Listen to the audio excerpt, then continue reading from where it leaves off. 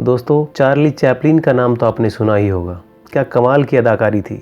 हम सब उनके वीडियोस देखकर गुदगुदाते भी थे और साथ में बहुत बड़ी बड़ी बातें सीखते भी थे। चार्ली चैपलिन जिस तरह का कम्युनिकेशन करते थे, जिस तरह से वो मैसेज कन्वे करते थे, वो इतना इम्प्रेसिव था कि पूरी दुनिया उनकी अदाकारी को याद करती है। बॉलीवुड की फिल्में अगर आपने देखी हैं तो अमरीश पुरी जी को आप जरूर जानते होंगे। विलेन के रोल में तो खासकर उन्होंने इतनी छाप छोड़ी कि हम लंबे समय तक उनको याद रखेंगे। उनकी आंखें बोलती थी, वो डायलॉग बाद में बोलते थे, लेकिन उनकी एंट्री, उनका एक्सप्रेशन, उनकी आंखें, उनके भूमिका के बारे में बहुत कुछ कह जाती थी। ये क्या है, इस लेक्चर में हम इसी को समझने का प्रयास करेंगे। आप देख रहे हैं मासकॉम जंक्शन। मैं डॉक्टर प्रदीप कुमार आपका स्वागत करता हूँ। दोस्तों, आज का हमारा विषय है नॉन वर्बल कम्युनिकेशन। जी हाँ, जब आप बिना शब्दों के, चाहे ऑरली या लिखित रूप में, जब आप बिना शब्दों का इस्तेमाल किए एक प्रभावी अंदाज में मैसेज को कन्वे करते हैं, उसे नॉन वर्बल कम्युनिकेशन कहते हैं। यानी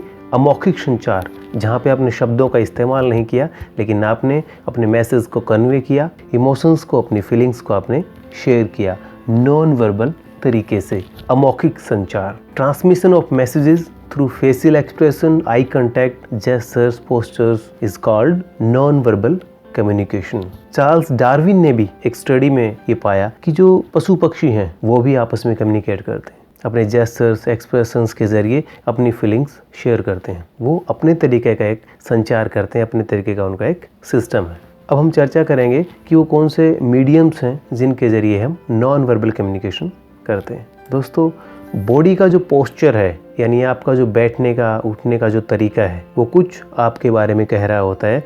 वो आपकी बॉडी का पोस्चर एक कुछ ना कुछ कम्युनिकेट कर रहा होता है। जब आप इंटरव्यू देने जाते हैं और वहाँ पे आपके बैठने का तरीका, वो आपको दर्शाता है कि आप कितना कॉन्फिडेंट हैं। और जो एम्प्लॉयर होता है, जो इंटरव्यूअर होता है, उसकी खास नज़र इस बात पर रहती है कि आपका बॉडी का पोस्चर क्या है। देन जेस्चर्स की अगर हम बात करें, हाथों के इशारों से आप बहुत सी बातें कन्वे करते हैं। जब ट्रैफिक सिग्नल पे आप जाते हैं, जो ट्रैफिक पुलिस वहाँ खड़ी होती है, तो हाथों के इशारों से ट्रैफिक को कंट्रोल करती है। किसी को जाने का इशारा करते हैं, किसी को रोकने का इशारा करते हैं। आप उनके जेस्चर्स की तरफ देखते हैं और पूरा ट्रैफिक कंट्रोल हो जाता है। बोलता नहीं है, लेकिन वो बहुत कुछ चीज़ें कम्युनिकेट कर रहा होता है। देन आई कॉन्टैक्ट, आंखों में, जैसे हमने जिक्र किया हमारे इंट्रो में कि अमरीश पुरी साहब, उनकी आंखें बोलती थी।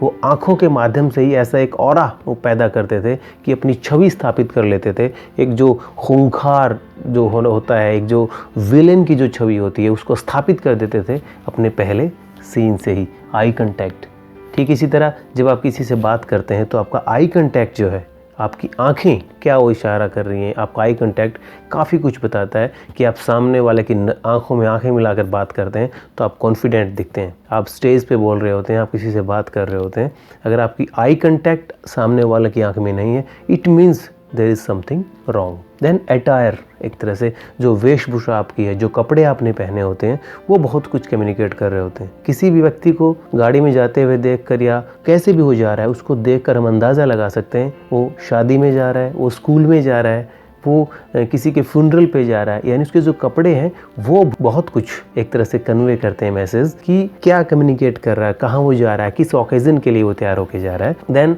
फेशियल एक्सप्रेशन आपका है, आपके चेहरा आपका बता देता है। जब आप किसी उपलब्धि को हासिल करते हैं, जब आप जीतते हैं तो आपका चेहरा खिलखिला उठता है। जब आपको हार होती है तो आपके चेहरे पे उसकी हार की भी झलक होती है। ठीक इसी तरह जब आप कॉन्फिडेंट दिखते हैं तो आपका चेहरा अलग होता है। तो आपका जो फेशियल एक्सप्रेशन एक तरह से है। और जैसे आप फिल्में देखते हैं, ड्रामा देखते हैं, वहाँ पे जो अलग अलग किरदार होते हैं, वो अपने चेहरे के ज़रिए अपने किरदार को स्थापित करते हैं, अपने फेशियल एक्सप्रेशन के ज़रिए उस किरदार को स्थापित करते हैं। देन प्रॉक्सिमिटी, यानी निकटता। आप नॉन वर्बल कम्युनिकेशन में प्रॉक्सिमिटी का भी एक अहम स्थान है। दो लोग जब आपस में बात कर रहे होते हैं, आप उनको देख रहे होते हैं, तो वो कौन किसके कितना करीब है, उससे शायद आप उनके रिलेशन का भी पता लगा सकते हैं। फॉर एग्जाम्पल, एक कॉलेज का प्रिंसिपल है और एक स्टूडेंट उनसे बात कर रहा है, तो उनकी एक दूरी होगी 4 से 5 मीटर की कम से कम दूरी होगी, वहाँ से बात करेंगे। प्रिंसिपल के साथ उनके कलीग अगर बात कर रहे हैं तो उससे थोड़ी सी कम दूरी होगी।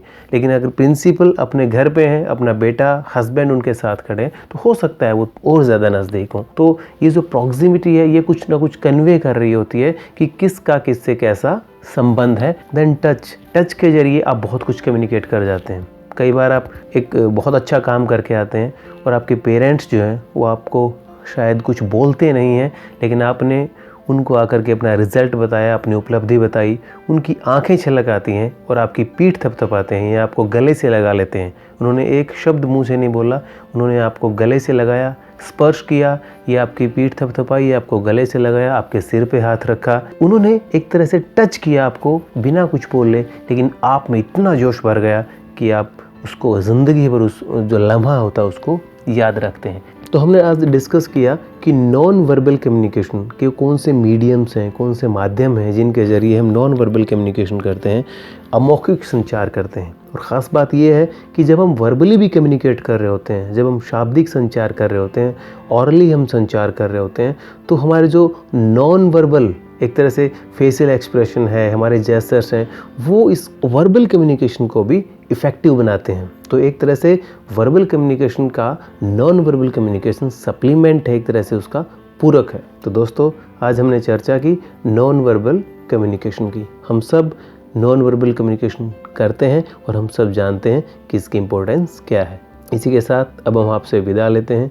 जल्द हाजिर होंगे एक और नई वीडियो के साथ। आप देखते रहिए मास्कोम जंक्शन। धन्यवाद।